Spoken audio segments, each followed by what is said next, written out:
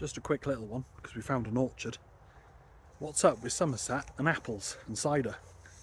Apparently, it used to be cultivated here before Roman times, and it's particularly because of the good soil for apple trees.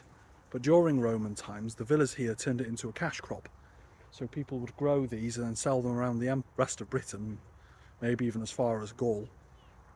But since then, it's just been part of the culture.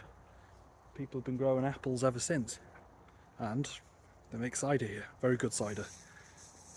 Also, because you can't really help it, but apples drop a lot of fruit if you don't harvest them quick enough. But back in medieval times, people would let their pigs come and eat on the scrummage, I think it's called, and or it'd be used in cider. They let their pigs come and eat the apples on the floor, and then fatten them up for the winter then,